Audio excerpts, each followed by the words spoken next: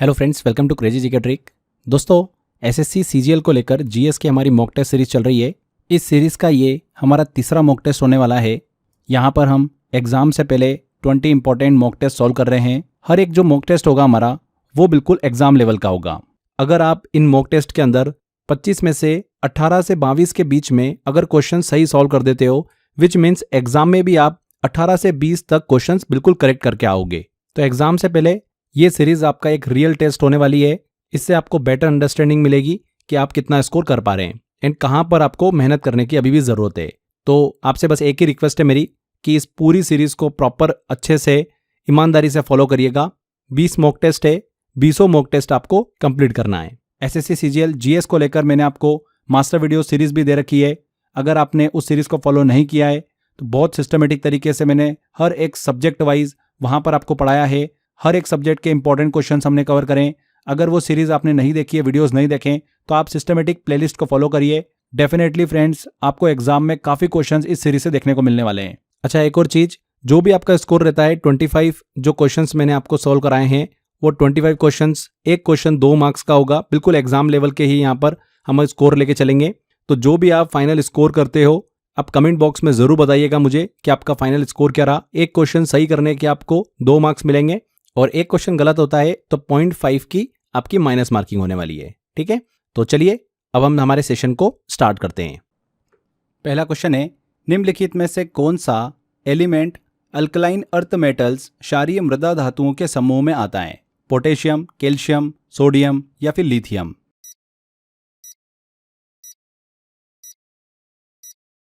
तो correct answer है इसका कैल्शियम। कैल्शियम पीरियोडिक टेबल के ग्रुप 2A में आता है, जिसे कहते हैं अल्कलाइन अर्थ मेटल्स। इन तत्वों के, इन एलिमेंट्स के आउटर शेल में 2 इलेक्ट्रॉन्स होते हैं और ये अक्सर +2 ऑक्सीडेशन स्टेट बनाते हैं। ये धातुएं मेटेलिक होती है और बेसिक ऑक्साइड बनाती हैं। पोटेशियम, सोडियम, लिथियम ये ग्रुप 1A में आते हैं, इसलिए यहाँ पर करेक्ट आंसर होगा कैल्शियम। अगला है, भारत के पहले मानवीय जलमग्न मिशन का नाम क्या है? First human under water mission का नाम क्या है? सागरयान, समुद्रयान, जलयान या गहराइयां?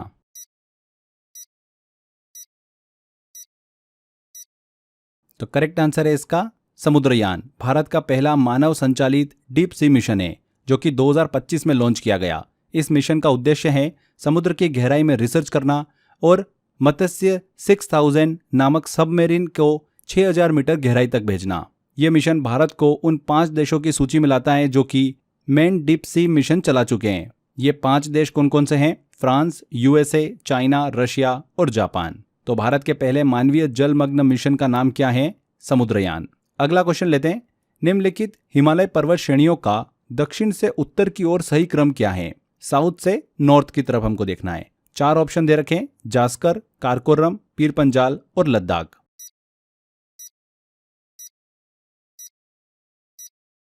तो दक्षिण से उत्तर दिशा में हिमालयन पर्वत श्रेणियों का क्रम इस प्रकार होगा। देखिए, सबसे दक्षिण में होंगे पीर पंजाल, उसके उत्तर में है जास्कर और उसके आगे उत्तर की तरफ है लद्दाख और सबसे उत्तर में है फिर कारकोरम। तो यहाँ पर सीक्वेंस क्या बना? 3, 1, 4 और 2, मतलब पहले पीर पंजाल, फिर जास्कर, लद्दाख एंड देन फिर कारकोरम। डी आंसर यहाँ पर बिल्कुल करेक्ट होगा। नेक्स्ट आता है क्वेश्चन, हाल ही में किस खिलाड़ी ने गोल्फ का करियर ग्रैंड स्लैम पूरा किया है? Tiger Woods, Jack Nicklaus, Gary Player या फिर रॉरी मैकलेराय?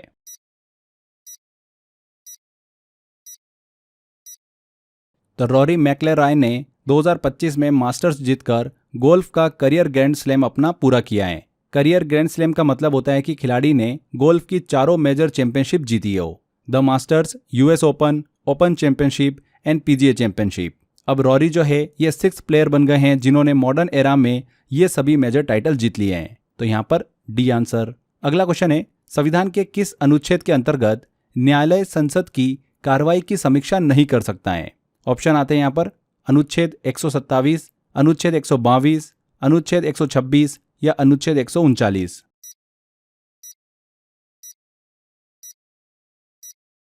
तो अनुच्छेद 122 कहता है कि संसद की कार्रवाइयों, प्रोसीडिंग्स और प्रक्रियाओं की न्यायिक समीक्षा, जुडिशियल रिव्यू नहीं की जा सकती हैं जब तक कि कोई गंभीर प्रोसीजरल इरेगुलरिटी न हो। इसका उद्देश्य संसद की ऑटोनॉमी को सुरक्षित करना है ताकि न्यायपालिका और विधायिका के बीच संतुलन बना रहे। तो आर्टिकल 122 ये कहता है। तो यहाँ पर बी आंसर। निम्न में से किसे टाइम पत्रिका ने पर्सन ऑफ द ईयर 2024 चुना है?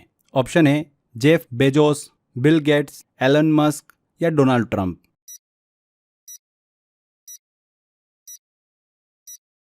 तो करेक्ट आंसर है इसका Donald Trump, D answer. Time magazine ने 2024 के लिए अमेरिका के जो राष्ट्रपति हैं डोनाल्ड ट्रंप, उनको पर्सन ऑफ द ईयर चुना है। इससे पहले उन्हें 2016 में भी यह सम्मान मिला था। ध्यान रखिएगा इस चीज को। चलिए अगला आता है क्वेश्चन। निम्नलिखित में से कौन सा युग्म गलत ढंग से सुमेलित है? लैक्टोज दूध, स्टार्च अंडे की जर्दी, फ्रुक्टोज अंगूर या माल्टोज गेहूं मक्का और जौ।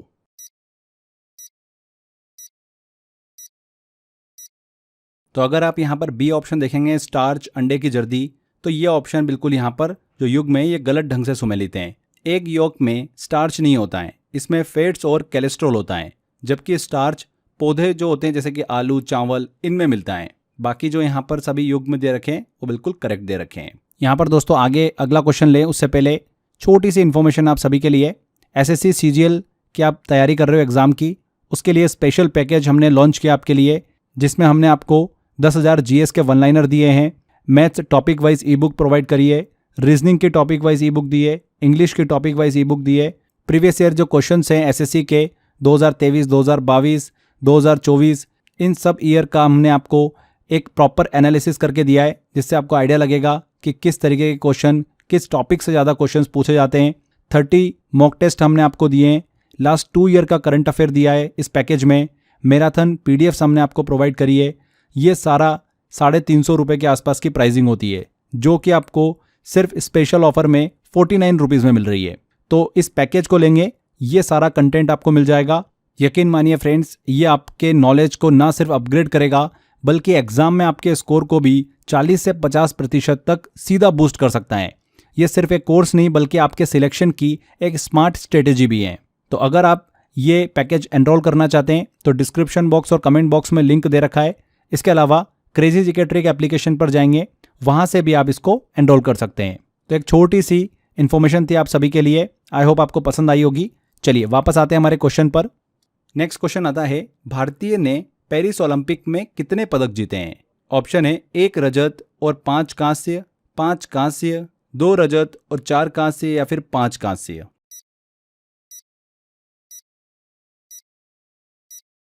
तो भारत ने 2024 के पेरिस ओलंपिक में 1 सिल्वर और 5 ब्रॉन्ज मेडल, कुल मिलाकर 6 पदक अपने नाम करे हैं। मतलब यहाँ पर पहला वाला ए ऑप्शन करेक्ट होगा। जो सिल्वर मेडल मिला है वो नीरज चोपड़ा को मिला है जेवलिन थ्रो में। बाकी मनु भाकर और सरबजोत सिंह ने शूटिंग में मेडल जीता। मनु भाकर ने शूटिंग सिंगल में अपना मेडल जीता है। स्वप्निल कुसाले ने राइफल शूटिंग में अपना मेडल जीता, ब्रॉन्ज मेडल। अमन सहरावत ने रेसलिंग में ब्रॉन्ज मेडल जीता एंड मेंस हॉकी टीम ने ब्रॉन्ज मेडल जीता है। मनु भाकर ने 2 ब्रॉन्ज मेडल अपने नाम किए थे पेरिस ओलंपिक में, और ऐसा करने वाली वो पहली भारतीय महिला खिलाड़ी बनी है जिसने एक ही ओलंपिक में 2 मेडल अपने नाम किए हैं। आगे बढ़ते हैं।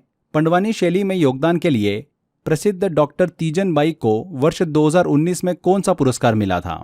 ऑप्शन ए पद्म भूषण, पद्मश्री, पद्म विभूषण या कालिदास सम्मान।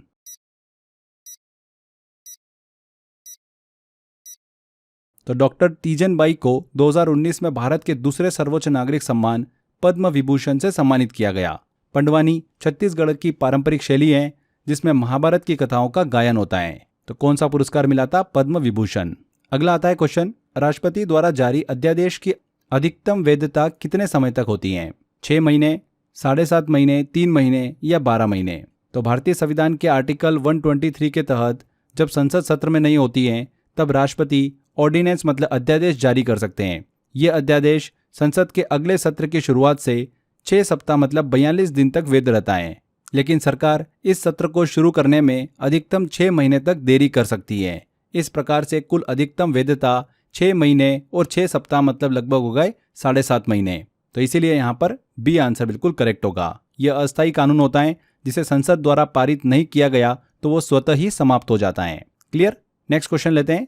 अक्टूबर 2024 में किन भाषाओं को क्लासिकल लैंग्वेज का दर्जा दिया गया? ऑप्शन है हिंदी, तमिल, तेलुगु, कन्नड़ एंड मलयालम, ये ए ऑप्शन था। बी ऑप्शन है Marathi, Pali, Prakrit, Asamiya and Bengali, C option है संस्कृत, तमिल, तेलुगु, कन्नड़ एंड मराठी, या डी ऑप्शन है असमिया, गुजराती, बंगाली, पाली एंड हिंदी।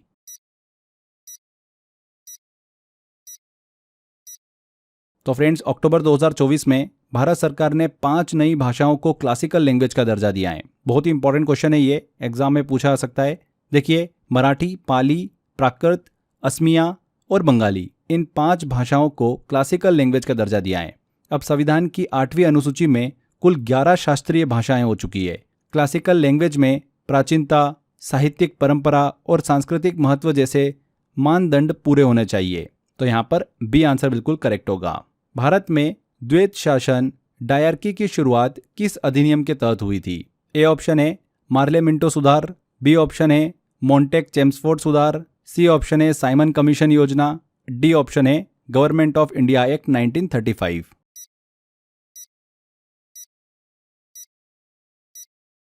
तो मोंटेक चेम्सफोर्ड सुधार रिफॉर्म्स के तहत गवर्नमेंट ऑफ इंडिया एक्ट 1919 द्वारा प्रांतीय स्तर पर डायरकी लागू की गई। सब्जेक्ट्स को 2 भागों में बांटा गया। रिजर्व्ड सब्जेक्ट्स गवर्नर के अधीन थे एंड ट्रांसफर्ड सब्जेक्ट्स भारतीय मंत्रियों के अधीन थे। यह ब्रिटिश शासन में पहली बार भारतीयों को सीमित प्रशासनिक भूमिका देने का प्रयास था। 1935 के अधिनियम में इसे केंद्र स्तर पर प्रस्तावित किया गया, लेकिन लागू नहीं हुआ। तो यहाँ पर Montagu Chelmsford reforms, B answer. भारत का पहला राज्य कौन सा है जिसने आपदा जोखिम प्रबंधन के लिए बीमा सुविधा शुरू की है? बिहार, त्रिपुरा, नागालैंड या मेघालय?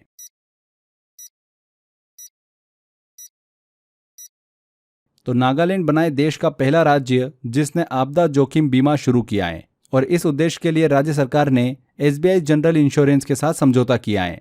ये एक विशेष योजना है जिसे पैरामेट्रिक इंश्योरेंस कहा जाता है, जो कि बाढ़, भूकंप जैसी आपदाओं के अनुमान पर आधारित होता है। ये कदम भारत में आपदा प्रबंधन क्षेत्र में नवाचार और सुरक्षा की दिशा में मील का पत्थर है। तो नागालैंड पहला राज्य है जिसने आपदा जोखिम प्रबंधन, डिजास्टर रिस्क मैनेजमेंट के लिए बीमा सुविधा शुरू की है। आवर्त सारणी के किस समूह से आयरन संबंधित है? ग्रुप 8, ग्रुप 6, ग्रुप 5 या ग्रुप 7?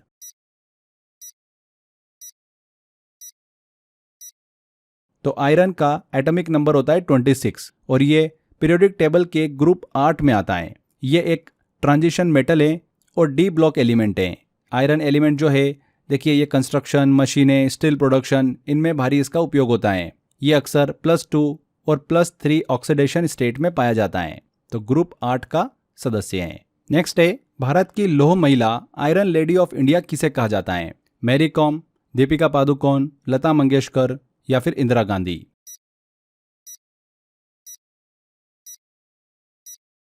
तो करेक्ट आंसर है इसका इंदिरा गांधी। इंदिरा गांधी को आयरन लेडी ऑफ इंडिया कहा जाता है क्योंकि उन्होंने अपने राजनीतिक जीवन में कई साहसिक, निर्णायक और ऐतिहासिक फैसले किए हैं।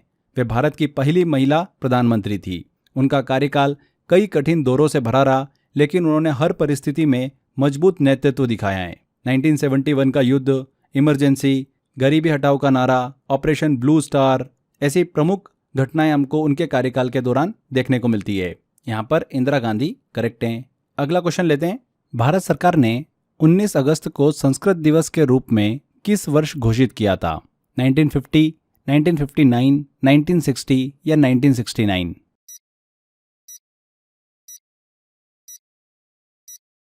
तो भारत सरकार ने 1969 में पहली बार 19 अगस्त को संस्कृत दिवस के रूप में मनाने की घोषणा करी थी।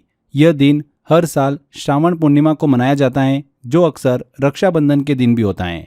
इसका उद्देश्य एक ही है, संस्कृत भाषा का प्रचार प्रसार करना। तो 1969। कोरियोग्राफर केलुचरण महापात्रा किस शास्त्रीय नृत्य शैली से जुड़े थे? कथक, कुचिपुड़ी, ओडिसी या भरतनाट्यम?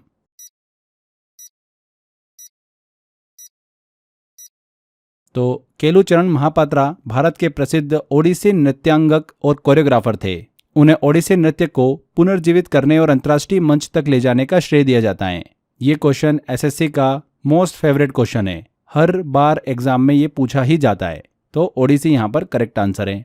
नेक्स्ट है, क्रिकेट में स्टंप की ऊंचाई कितनी होती है? 26 इंच, 27 इंच, 28 इंच या 29 इंच?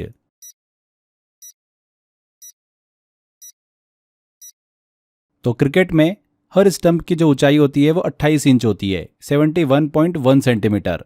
3 स्टंप को 9-9 इंच की दूरी पर गाड़ा जाता है। स्टंप के ऊपर बेल्स रखी जाती हैं जो आउट के कई तरीके जैसे कि बोल्ड, स्टंप्ड और रनआउट के लिए बहुत ही अहम होती हैं। ये अंतर्राष्ट्रीय क्रिकेट परिषद आईसीसी द्वारा तय मानक है। 28 इंच। भारत के महान्यायवादी के संबंध में निम्न में से कौन से कथन सही हैं? 2 स्टेटमेंट दे रखे हैं। अटॉर्नी जनरल बनने के लिए हाईकोर्ट का जज बनने योग्य होना चाहिए। अटॉर्नी जनरल का कार्यकाल संविधान में निर्धारित नहीं है।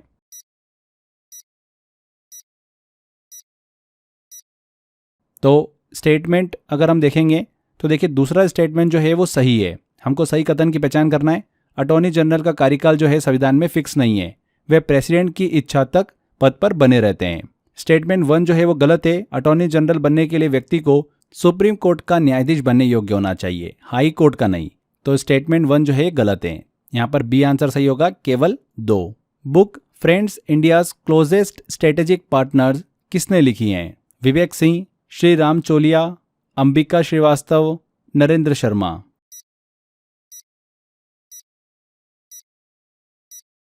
तो श्री राम चोलिया जो कि एक जाने माने प्रोफेसर और विदेश नीति विशेषज्ञ हैं, उन्होंने ये पुस्तक लिखी है। ये किताब भारत के स्ट्रेटेजिक पार्टनर्स के साथ संबंधों और विदेश नीति पर प्रकाश डालती हैं। 2024 में इस किताब को विदेश मंत्री एस जयशंकर ने लॉन्च किया था। किसने लिखी है? Friends India's closest strategic partners, Shri Ram चोलिया ने। सतलज नदी भारत में किस दर्रे से प्रवेश करती है? बड़ा लाचा, शिपकिला, रोहतांग या Zoji La?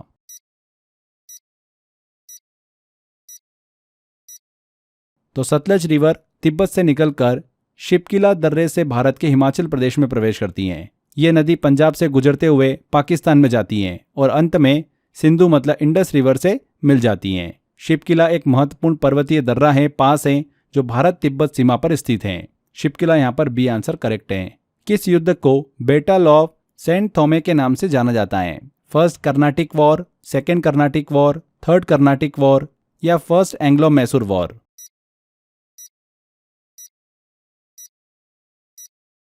The battle of Saint Thome 1746 को फर्स्ट कर्नाटिक वॉर के दौरान लड़ा गया था। यह युद्ध ब्रिटिश और फ्रेंच ईस्ट इंडिया कंपनी के बीच चेन्नई मतलब सेंट थॉमे क्षेत्र में हुआ था। इसी वजह से इसे बैटल ऑफ सेंट थॉमे कहा जाता है। यह युद्ध भारत में यूरोपीय उपनिवेशवाद की शुरुआत मानी जाती है।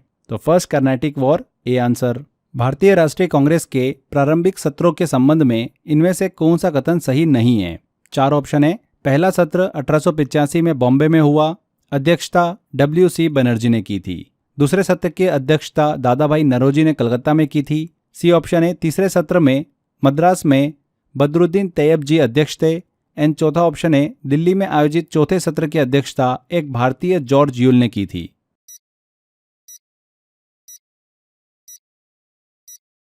तो यहां पर हमको देखिए गलत कथन चूज करना है। तो फोर्थ वाला जो ऑप्शन है ये पूरी तरीके से गलत है। चौथा सत्र दिल्ली में नहीं, इलाहाबाद प्रयागराज में हुआ था और भारतीय नहीं थे जॉर्ज यूल, एक स्कॉटिश व्यापारी थे। वे कांग्रेस के पहले गैर भारतीय अध्यक्ष थे। इंडियन नेशनल कांग्रेस के पहले 4 अध्यक्ष की बात करें तो WC बनर्जी थे, दादा भाई नौरोजी, बदरुद्दीन तैयब और जॉर्ज यूल। यहाँ पर डी आंसर बिल्कुल करेक्ट होगा। पूरी तरीके से कथन सही नहीं है। अगला क्वेश्चन लेते हैं। किसी क्षेत्र का अपवाह प्रतिरूप किन कारकों पर निर्भर करता है? ड्रेनेज पैटर्न जो है वो किन कारकों पर निर्भर करता है? ऑप्शन है geological time period, structure of rocks, amount of water flowing या फिर पीरियोडिसिटी ऑफ द फ्लो।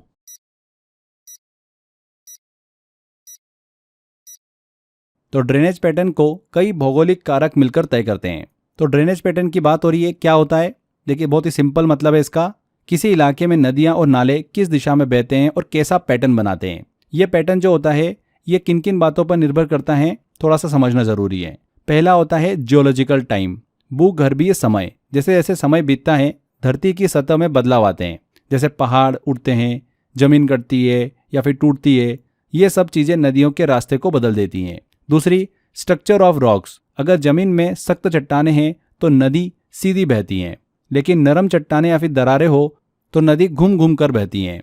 इससे अलग अलग तरह का पैटर्न बनता है। तीसरा अमाउंट ऑफ वाटर, अगर नदी में बहुत ज़्यादा पानी है तो वह तेजी से जमीन को काटेगी और गहरा रास्ता बनाएगी। चौथा है पीरियोडिसिटी ऑफ फ्लो, पानी का बहने का तरीका, कुछ नदियां साल भर बहती हैं जैसे गंगा, तो कुछ केवल बारिश में बहती हैं जैसे कि राजस्थान की मौसमी नदियां। तो ड्रेनेज पैटर्न जो है ये समय, चट्टान, पानी की मात्रा और बहने के तरीके पर निर्भर करता है। तो यहाँ पर 1, 2, 3, 4 डी आंसर बिल्कुल करेक्ट होगा।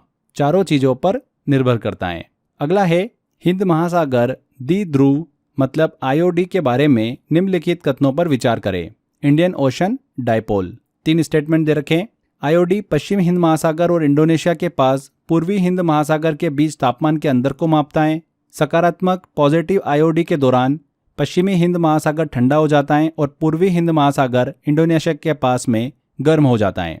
तीसरा स्टेटमेंट है एक सकारात्मक पॉजिटिव आईओडी अक्सर भारत और पूर्वी अफ्रीका में अधिक वर्षा लाता है, लेकिन ऑस्ट्रेलिया और इंडोनेशिया में कम वर्षा लाता है।